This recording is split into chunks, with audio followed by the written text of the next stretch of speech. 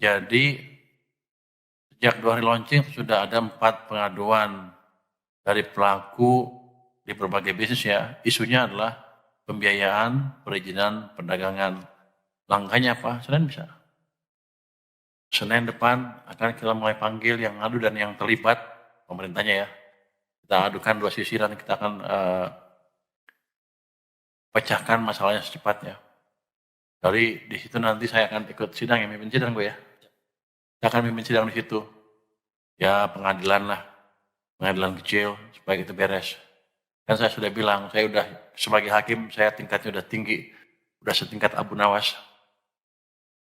Pernah cerita itu kan, tapi memang betul-betul. Jadi kita akan seriusin. Ini langkah pertama untuk melihat kendala real yang dihadapi oleh pelaku bisnis dan kita deteksi langsung sekaligus problem regulasi apa yang bisa kita perbaiki. Sekarang kita masuk sesi tanya jawab ya. Karena udah ada di sini, saya langsung jawab. Untuk pajaknya berapa pajak? Saya. Untuk Menteri Keuangan dulu ya, Pak Purbaya minta tanggapan soal laporan Bank Dunia soal potensi defisit melebar hingga 2027 dari Ibnu Bloomberg Technos. Ada Ibnu mana? Oh itu orangnya Ibnu namanya. Jadi saya suruh nanggepin Bank Dunia. Ya suka-suka dia prediksi boleh, nggak prediksi juga nggak apa-apa. Tapi kan selama ini juga sering meleset. Begini, kalau APBN kan di bawah kendali kita, bukan market yang jalan sendiri. Jadi defisitnya melebar apa enggak tergantung kepiawaian kita untuk mengendalikan belanja dan meningkatkan pendapatan dari pajak maupun bea cukai maupun PNBP ya. Ini kan kita baru melakukan perbaikan pajak, harus diperbaiki, bea cukai juga sedang diperbaiki kinerjanya. Harusnya sih bea cukai kan saya tunjukkan kan ke wartawan bahwa kita sudah menerapkan AI di lapangan dan harusnya ke depan akan membaik terus. Itu dari perbaikan AI aja kita bisa dapat 1 triliun tuh minimal tuh. Nanti kita akan perbaiki lagi yang lain-lain, harusnya kebocoran dari bea cukai akan berkurang dengan signifikan. Jadi yang dilakukan oleh World Bank adalah prediksi ceteris paribus. Dalam keadaan seperti sekarang, nggak ada apa-apa, nggak ada perbaikan, ya gitulah kalau prediksi makroekonomi gitu. Berdasarkan past behavior dari sistemnya. Padahal kan kita sedang berubah. Dan satu lagi, belanja juga kita kendalikan. Artinya bisa aja melebar, bisa aja enggak, tergantung kebutuhan kita. Tapi saya yakin kita akan kendalikan di level yang masih berkesinambungan ke depannya. Jadi Mas Ibnu, nggak usah terlalu khawatir. Ada Paswa, Pak Luki, ada Pak ini, kamu siapa? Febrio, ada Pak Bimo, ada Pak Jaka, ada Pak Prima, bahkan Pak Askolani. Siap mengendalikan anggaran supaya tetap berkesinambungan. Jadi Anda jangan terlalu percaya World Bank. Kenapa Anda referensi World Bank lagi? Yang ngomong gitu ya Pak? Senang. Senang World Bank kali ya. Yang kedua, Pak Purbaya, proyeksi ekonomi sampai akhir tahun berapa pertumbuhannya? Untuk awal 2026 bagaimana? Dari AV Kumparan ya? Wah di situ. 2026 kita perkirakan masih belum berubah di 5,2. 2025 sorry. 2025 keempat itu 5,5 lebih sepanjang tahun 2000. Jadi di atas 5,5% ya di triwulan keempat tahun 2025 sampai akhir tahun kira-kira 5,2% untuk 2025. Untuk 2026 kita prediksi 5,4% sesuai dengan APBN-nya. Tapi gini, saya kan sedang hidupkan semua mesin ekonomi.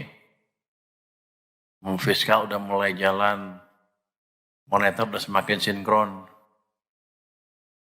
iklim investasi akan diperbaiki. saya tetap melihat 6% bukan angka yang mustahil untuk tahun 2020 dan walaupun asumsi kita di 5,4%. Yang ketiga, Pak Purbaya, dengan banyaknya program KL yang meleset di tahun ini, apakah ada penyesuaian atau merubah anggaran di tahun depan dari tiap kontan? Meleset apa ya? Melesetnya apa? Maksudnya meleset apa tahun ini? Ya meleset dikit kali ya. Tapi karena ada penyesuaian yang diperlukan untuk macam-macam kebijakan kita ya. Tapi enggak bila kita bilang meleset, bahkan akhir tahun ini belanjanya semakin giat tuh kementerian lembaganya. Artinya mereka sudah lebih siap untuk membelanjakan ke anggarannya tahun depan. Jadi kita nggak ngubah APBN-nya berdasarkan apa yang ada sekarang. Saya pikir mereka sudah lebih siap dibanding sebelum-sebelumnya. Nah, terus terang kita agak keteteran tuh. Karena mereka minta duit terus. Jadi kita agak kendalikan sedikit. Jadi dari situ menunjukkan bahwa mereka lebih siap dibanding sebelumnya. Apalagi mereka takut kalau nggak bisa belanja, saya potong anggarannya. Jadi tahun depan mereka pasti akan lebih baik. Jadi kita belum adjust APBN yang ada sekarang.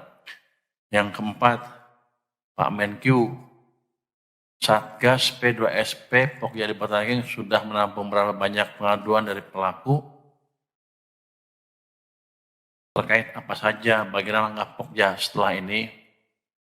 Jadi sejak 2 hari launching sudah ada 4 pengaduan dari pelaku di berbagai bisnis ya. Isunya adalah pembiayaan, perizinan, perdagangan.